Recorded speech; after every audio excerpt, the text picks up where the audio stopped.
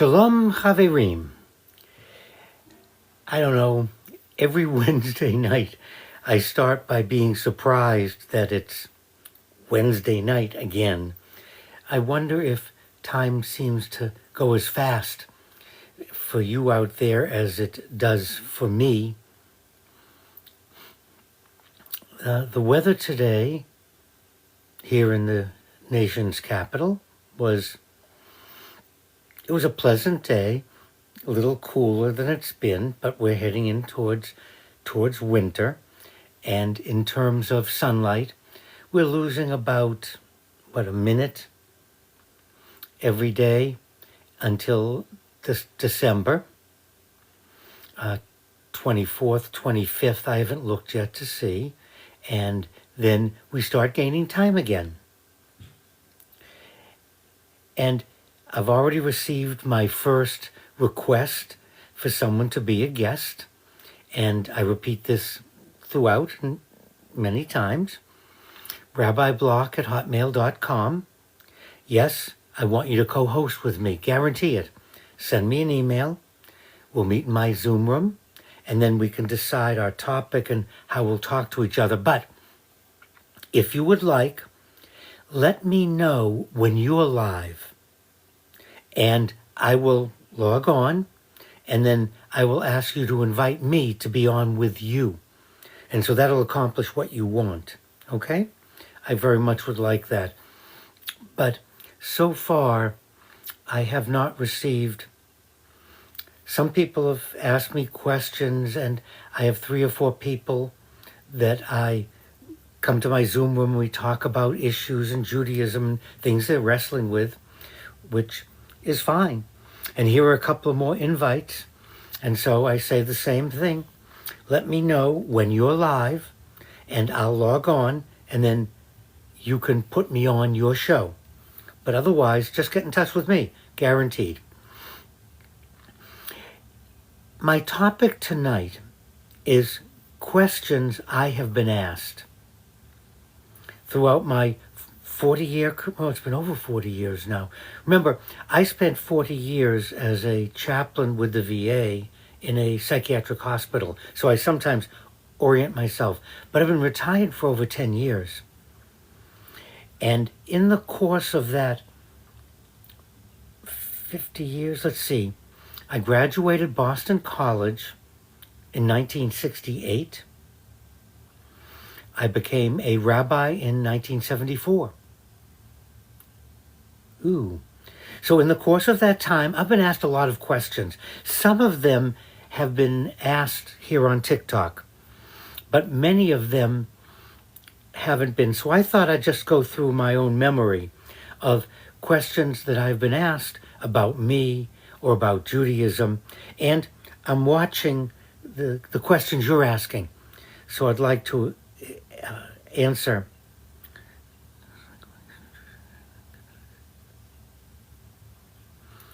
Yeah, I'm not a big fan of bicycle. Somebody asked about bicycle lanes. I am not a big fan. I've seen them here in D.C. and in Montgomery County, and nobody's using them. This isn't Holland. It's not a Scandinavian country, and our winters don't lend themselves to riding a bicycle to work. And I think it's very short-sighted to take away a travel lane and constrict the traffic and create a traffic problem to create a separate bike lane when there just aren't enough individuals who are using bicycles, especially in our winters. Not a good time, and it's not safe to be on a bicycle, particularly in the winter. So I'm not a big fan of this idea. I think it's nice in theory. You know, it reminds me of owning a dog. People ask me, do you have a dog? Well, I've had lots of dogs and cats throughout my life. The idea of a dog is wonderful. The reality of a wet dog or a smelly dog on a wet night, or it's very cold and snowy and you have to get up and bundle up, the reality isn't quite the idea. And I think too often we get caught up in the idea of something, but the practical application just doesn't work. Not a good idea, but we get caught up in the ideal or the idea of bike lanes. Wouldn't it be nice to have dedicated bike lanes? Well, what I would challenge DC and Montgomery County is, let's do a count. Put those rubber hoses across. Count the number of people in December, January, February who are using those bike lanes. And then take a look at that figure. And then look at the fact that you took away one car lane and made it more difficult for the rest of us. And the idea of riding on the sidewalks was a danger to pedestrians. However, widen the sidewalk a little. Have it both for bikes and pedestrians. And again, we don't have that many. We have pedestrians in DC, downtown. So that wouldn't work. But in Montgomery County, instead of a bike lane, a quarter of it, extend the sidewalk. Both people, you can walk and ride your bike. A compromise. And that would it. Now, Zionism is a really misunderstood idea because most of us equate Zionism with political Zionism. Have you ever performed I'm not sure what you mean by ban mezuzah. I mean, putting up a mezuzah in someone's home? Or, well, you'll come back to what you mean. You know, when you have a partner, someone just asked a question. The idea of having a partner, your wife, someone of your same sex, doesn't matter, it's a partner. The two of you need to sit down and be partners. It's not a matter of right or wrong. It's not a matter of this is the role. It's you and your partner. For my book, How to Be Jewish in 30 Seconds, Joe Sutliff is the cartoonist. And at my website, at our YouTube and podcast, The Rabbi and I, the I is Joe Sutliff. So we are partners. We discuss what we're going to what we're doing.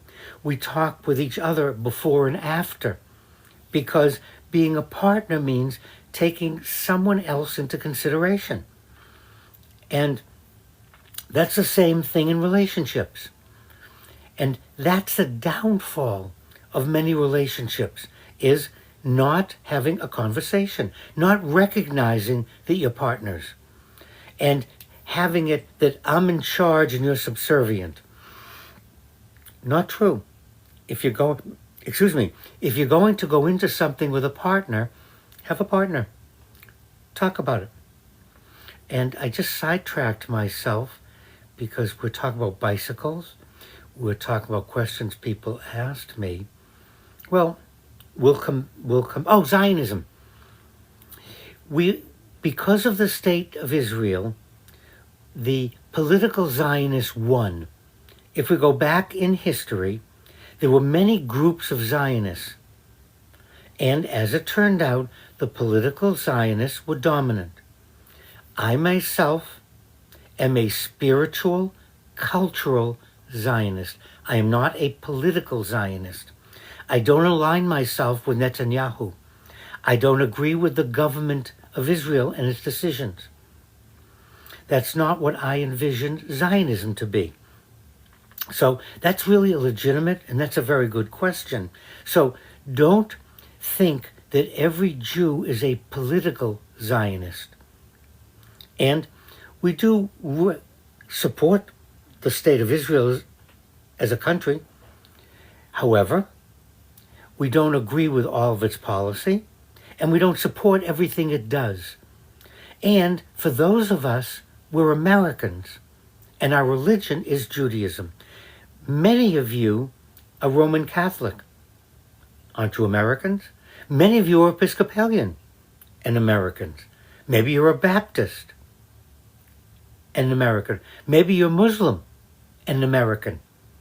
So we want to be very careful when we listen to people, when we ask questions and we talk, to be respectful and to acknowledge that not everyone, not every Muslim is a member of Al-Qaeda or Hamas or Hezbollah. So you don't want to treat any Muslim you meet as if they belong to those terrorist organizations, because they don't. The majority of Muslims aren't. Just like the majority of us as Jews are not political Zionists. Yes, one can convert to Judaism. And that's a frequently asked question, because often we think of Judaism as a nationality or religion, or you have to be born into it. That's just not true. Judaism is a religion, and the culture follows the country. Always, yes, I can help you with your conversion. Someone asked me. Please email rabbiblock@hotmail.com, and we'll meet in my Zoom room, and I'll explain to you about conversion and how it works, and if that's something you'd like to do, or you want to study, maybe you'd like to study with me to find out if you want to convert. There's nothing in it for me. Judaism, another question, is not a religion that seeks converts. We don't knock on your door and hand you pamphlets. We don't solicit you. And we're not looking for people, but what we do is want to educate. And if anyone would like to become Jewish, certainly.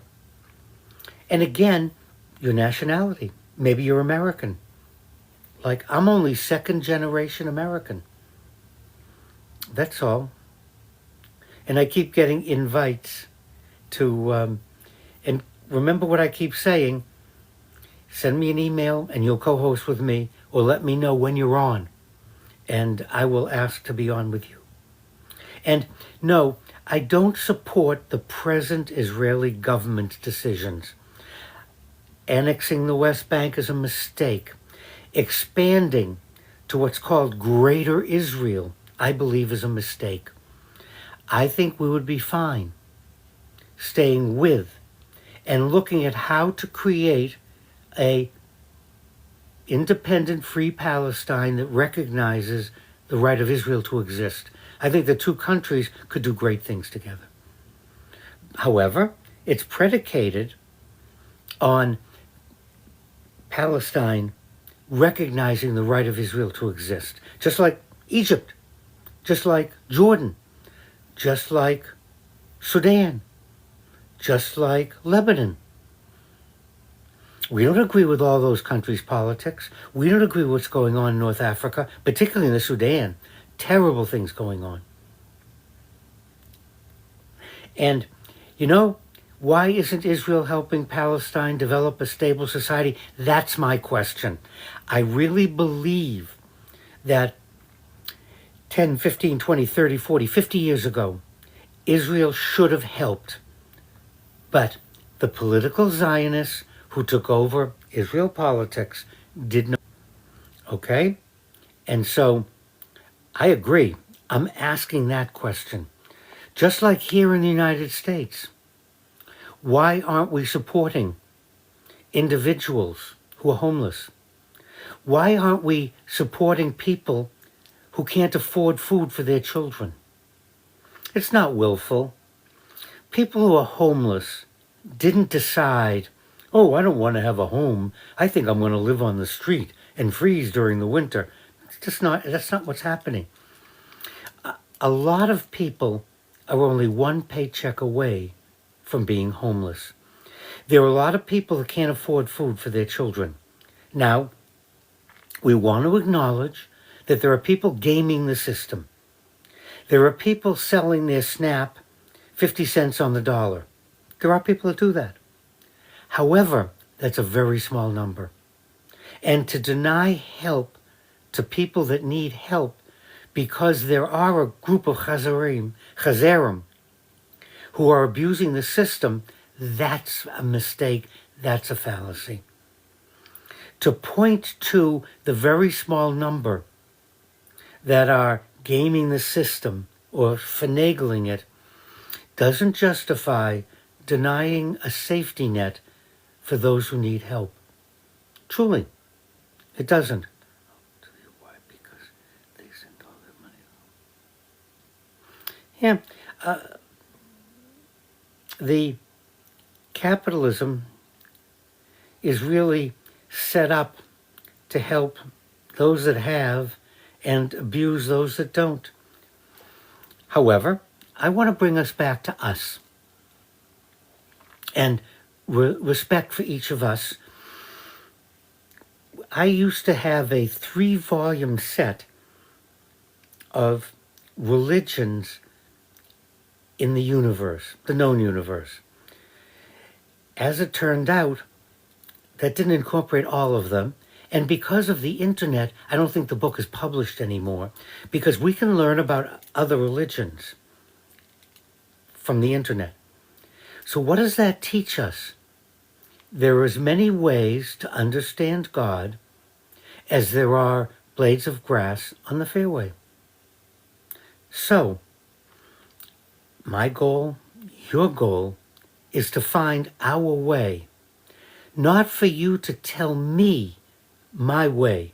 Not for you to dictate to me what I should or should not be doing just because it works for you. I want to share. I want to know what works for you. That's fine. But maybe it won't work for me. That doesn't mean I'm any less than you. That doesn't mean anything other than let's share how we understand the one. And if we look at the Protestant Revolution, Martin Luther, he objected to the Roman Catholic Church and said there must be some other ways to attain God, not just the Roman Catholic way. And lo and behold, we have a lot of Protestant denominations. Nobody's right, nobody's wrong. Just different.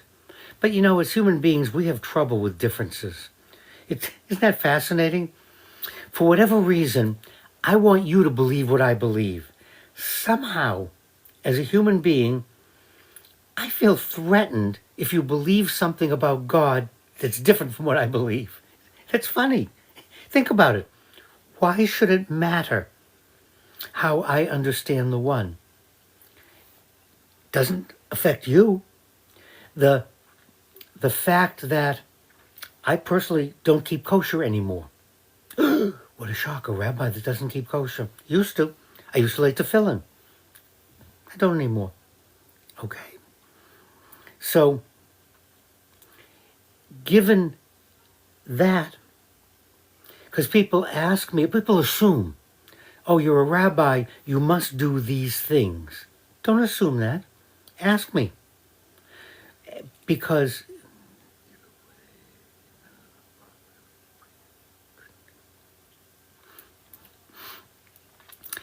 we want to take a look at the sacred literature and see what resonates with us. Isaiah, Jeremiah, all the Hebrew prophets, they had the same message. We don't want ritual. We don't want rivers of blood. We don't want sacrifices. We want you to reform. We want you to take care of the widow, the orphan, and the veteran, and to be respectful of each other. That's what the Hebrew prophets taught.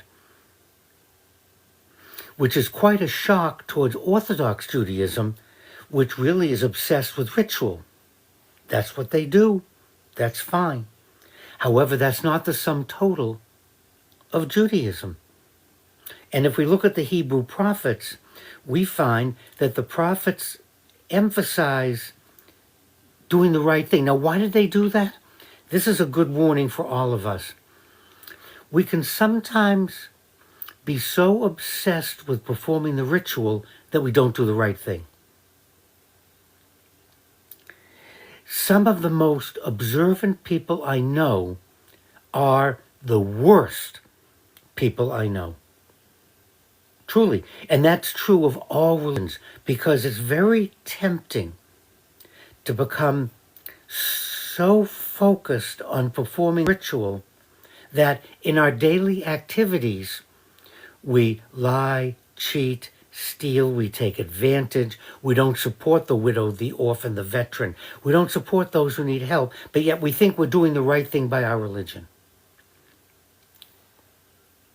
And that really is a good caveat for all of us, is take a look at I use the word naked religion. Strip away the centuries, the commentators, the Council of Nicaea, this council, that, the cardinals, the bishops. Go right back to the original document. What does Hebrew scripture say? What do the prophets teach? What was the Sermon on the Mount? The Beatitudes. And the idea would be to enhance those. Unfortunately, a lot of times our organized religions miss the mark. They become guilt. The Roman Catholic Church calls it the sin of scrupulosity. It's hard for me to say. The sin of scrupulosity. Meaning, you're so concerned. I am not Orthodox. I am Reformed by ordination. If you like the term liberal, I'm liberal. If you like the term progressive, I'm progressive. Whatever pigeonhole you want to put me in, I prefer to just think I'm not Orthodox. And the commandment to love God with all your heart, with all your soul, with all your mind, love your neighbor as yourself. How do you carry that out? And you, each of you, and I'm willing to talk or help or teach, but not to convert, not to convince you that my way is any better. It's just the way I've found. Remember, I'm 80, 79. I'm going to be 80. And so in the course of those 80 years, I was a vegetarian for, I don't remember how many years. I was macrobiotic in college. I used to lay tefillin. And this has been my experience. I tried things. I wanted to see how they resonated with me. I want to see how they affected my relationship with the One, with God. And so I did different things, all within the context of Judaism. May God give you many more years. In Judaism, the wish is, may you live to be 120 with your eyes undimmed and your strength unabated. And because Moses lived to be 120. So that's what we wish for people, which is kind of a nice thing. Do I diagnose someone? Now, that's a great question, talking to a burning bush, because remember, I'm a therapist, 40 years in psychiatry. Moses was not speaking to a burning bush. He used that metaphor to get our attention. Moses realized he had a spiritual awakening. There was a Jew named Saul on the road to Damascus, and he met the resurrected Jesus, became Paul. Now, did he actually meet the resurrected Jesus? Did he have a vision? But what he did have was a spiritual awakening. And at that moment, that's how he envisioned it. That's how he experienced it. So let's not get bogged down in trying to figure out if it's true or not. Let's just accept that a tax collector named Saul, had a spiritual experience and it changed his life. Let's accept that Moses in the wilderness had a spiritual experience. And what better way to explain it than saying there was a bush that burned unconsumed? Because that was his experience. Remember last week, I said the Torah is truth, and it's not true. So let's Let's not get bogged down in trying to debate or ferret out the trueness, because then we're going to miss that spiritual experience. You have all had a spiritual awakening. You have all had a spiritual experience. How would you explain it to me? How would you talk about it? And the best way is through metaphor, allegory, and maybe at that moment you did have a conversation. Maybe you did meet the resurrected Jesus. I would not deny that. I don't want to get into a debate as to whether it happened. I want to respect you because you had a spiritual awakening. And what was the result of that spiritual awakening?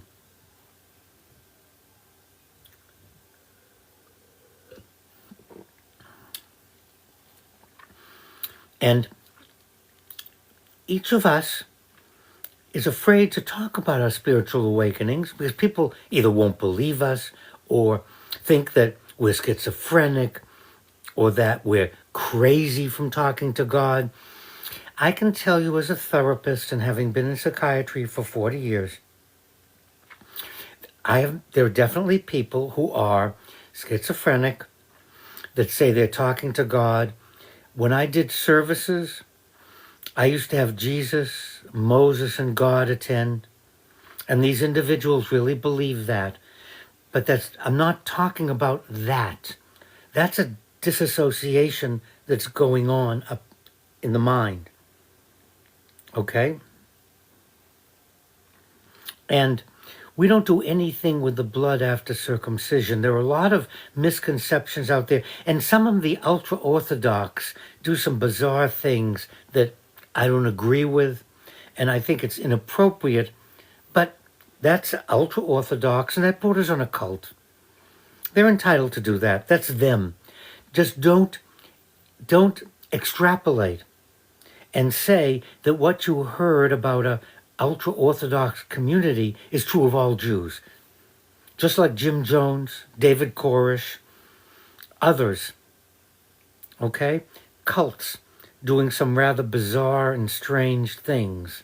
And so we don't want to attribute that to all Christians or all Muslims or all Baptists. No. We have to put it where it belongs, unique to that group of people. And we want to be careful because then we become disrespectful and then we're going to miss something very important. Very, very important. Okay. I don't know where the 30 minutes went. But again, I would be remiss if I didn't promote my book. Come on. You want to know more about Judaism? This won't make you Jewish. You'll learn more. How to be Jewish in 30 seconds. And you know, Hanukkah is going to be here before we know it. Christmas is going to be here before we know it. And so this makes a wonderful gift for both Jew and non-Jew, anyone interested. How to be Jewish in 30 seconds. Thank you for joining me this evening. I look forward to next Wednesday night. Lila Tov.